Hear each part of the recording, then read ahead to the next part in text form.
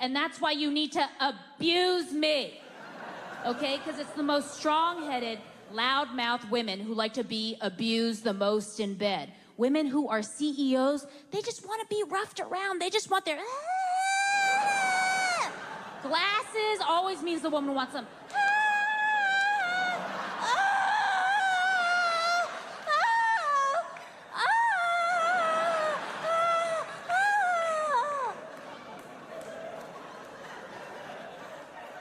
It's because we're so in control all the time that we just want to experience some risk and be out of control, you know? Like, I don't want to die. Don't kill me. I don't want to die. But I also don't want to be sure that I'm going to live.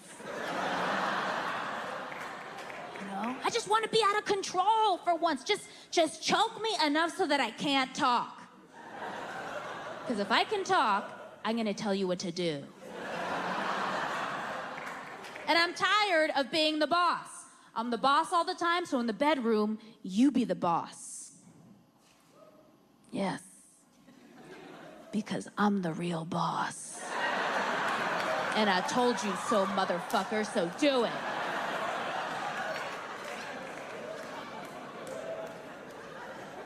Sheryl Sandberg, that woman who wrote Lean In, has had such a big impact that now, because of her, there is a ban on the word bossy in elementary schools because, according to her, it's sexist to use the word bossy because boys are never called bossy.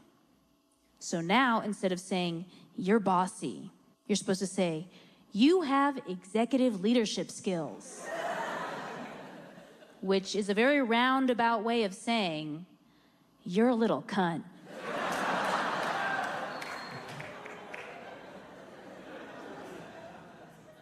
I'm just waiting for the right moment to, like, become a housewife financially, you know? I want my husband to get us to, like, a certain point financially.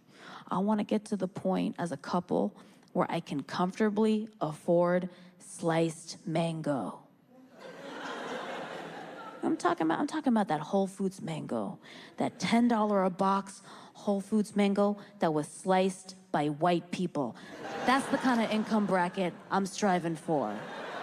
That's when you know you've made it. When you're eating mango that was sliced by a dude named Noah. I want Noah mango, Rebecca kiwi, Danielle pineapple.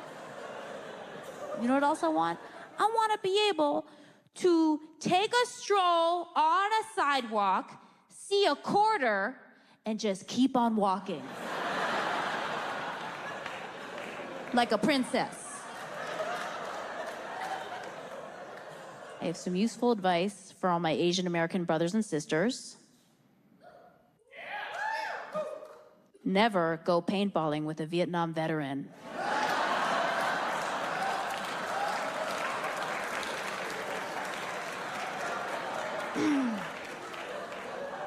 So, I don't know if you guys can tell, but I am 7.5 months pregnant. Yeah. It's very rare and unusual to see a female comic perform pregnant because female comics don't get pregnant. Just try to think of one. I dare you. There's none of them.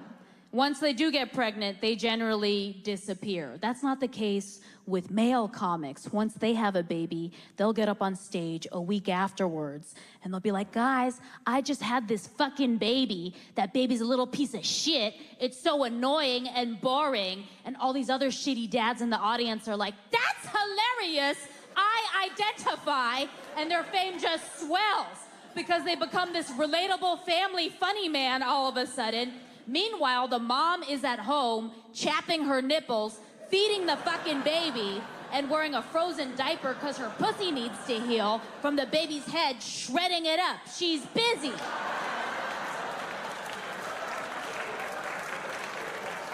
So I don't know what's gonna happen to me. You know, a lot of my female stand-up comic friends who are a lot more successful and famous than me discouraged me from having a kid. And they were like, Allie, Why are you gonna have a kid? You're gonna disappear, and you're gonna become some lame stay-at-home mom. I was like, yeah, that's the dream. That's the point. This is the ultimate trap. I won, you know? Another thing a lot of my friends said to me when they were discouraging me from having a kid, they were like, why are you gonna have a kid? Why don't you just travel the world with your husband and just do whatever you want for the rest of your lives with no kid attached?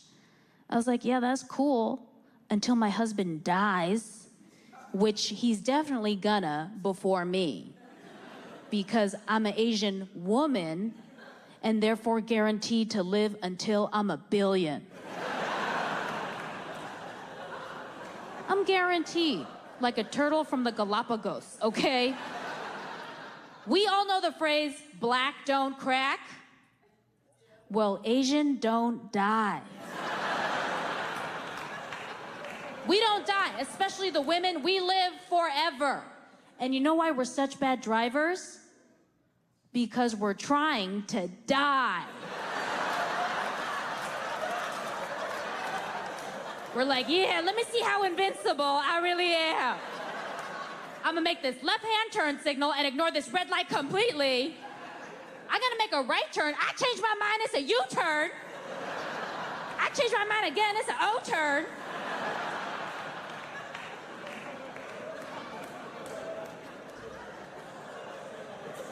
Every time I get into a car accident,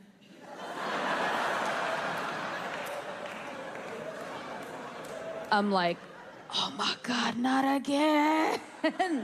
I need to hide my face so that everybody doesn't see that it's what everybody thought it was gonna be.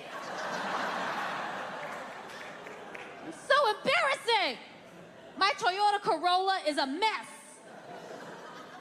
There's this huge bear claw scratch on the side from this aggressive brick wall that came out of nowhere. And then on the hood, there's multiple handprints from pedestrians who have had to alert me of their existence. I don't know what's wrong with me, but I'm still here, you know? I need to have children to keep me company when I get older. It's lonely. My mom is 80, going through a full-blown midlife crisis. Because she knows that she's got a century more to go. And she is so lonely. All of her white friends, dead. Her Mexican friends, dead. Black friends, dead.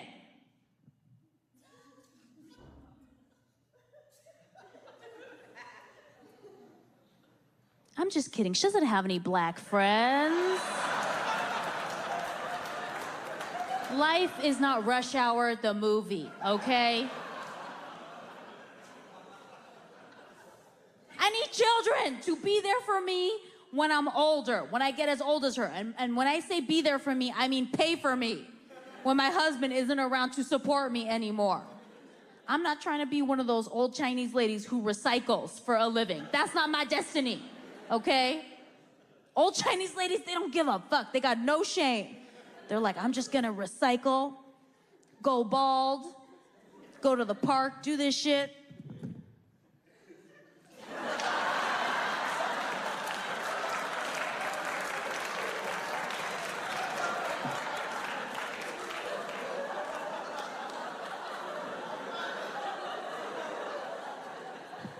They do that because it's a free activity for them. They do it in their big-ass V. Stiviano visor, their Darth Vader, Tomb Raider, Boba Fett at work.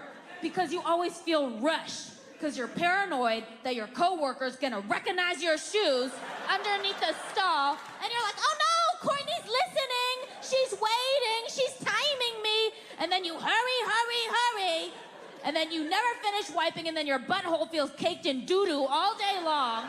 And then if you dare scratch yourself, your underwear at the end of the day looks like it's been run over by the Goonies.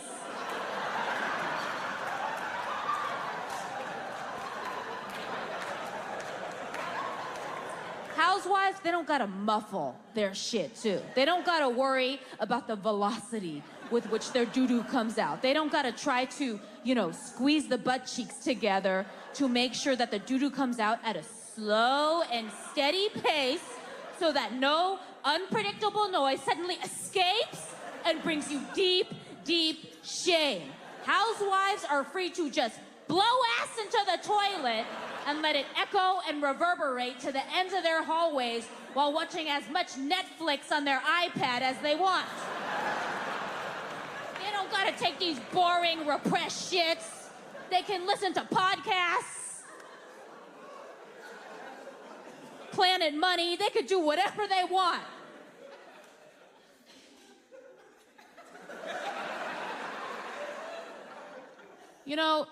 It's very distracting for me when I hear my coworkers blow ass into the toilet. I lose respect for them. Nothing they say to me anymore holds any sort of credence. I heard one of my coworkers blow ass into the toilet the other day. This bitch had the nerve to come up to me and say, "You need to get to work on time." I was like, "You need to eat bananas." I saw those green ballet flats. I know that shit was you.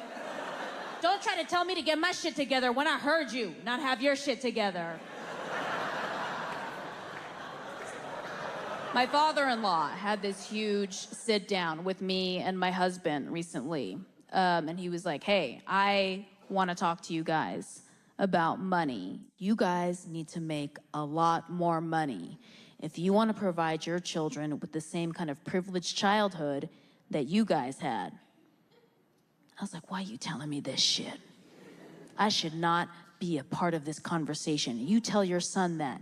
Don't you understand that I trapped your son for his earning potential? Why else would I choose to fuck one person for the rest of my life? I chose to marry him on the promise of early retirement. And when I said I do, what I really meant was, oh, I'm done. I'm done. I don't want to work anymore, and I'm not dieting anymore. Since I got married last year, I've been eating fried chicken skin every day since." That's right, and just fulfilling my destiny, which is to turn into a circle with eyelashes. Like Mrs. Pac-Man, just, let's redecorate,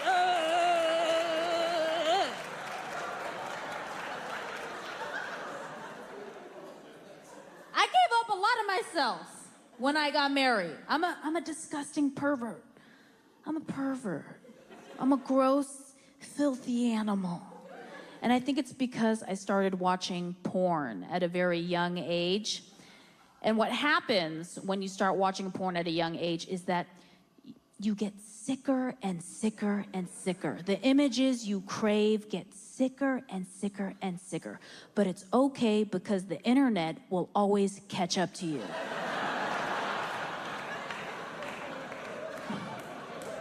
I broke up with my last boyfriend because he refused to put it in the bed.